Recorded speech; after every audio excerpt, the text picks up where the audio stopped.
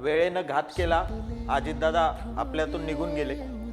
अजितदादा निघून जाण्याचं दुःख जितकं आपल्याला आहे त्याच्यापेक्षा कितीतरी पटीनं जास्त दुःख पवार कुटुंबियांना आहे आणि त्याच्यापेक्षा कितीतरी जास्त दुःख वहिनी साहेबांना आहे। पण आज सगळ्या दुःखातून सावरून पुन्हा सत्तेवर बसून महाराष्ट्राला एक नवीन उपमुख्यमंत्री लाभला, तो महिलेच्या स्वरूपात लाभला।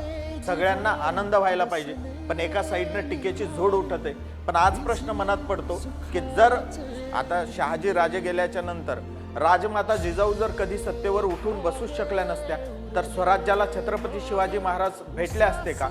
जर ज्योतिबा फुले गेल्याच्या नंतर सावित्रीबाईंनी स्वतःला सावरलं नसतं आणि स्वतः सत्यशोधक समाजाचं काम हातामध्ये घेतलं नसतं तर खरंच सत्यशोधक समाज महाराष्ट्राला भेटला असता का? आज फुले शाहू आंबेडकर विचारांची जी चळवळ चालते ती चळवळ महाराष्ट्राला भेटली असते का? एखाद्या गोष्टीवर टीका करत असताना आपण एकांगी टीका करतो, पण कोणाच्या तरी दुःखाचा थांग आपल्याला लागत नाही। त्या दुःखातून सावरून जर कोणी आपलं कर्तव्य पार पाडत असेल आणि त्याच्यावर जर आपण टीका करत असेल तर हे कुठंतरी महाराष्ट्राचं चुकतं आहे।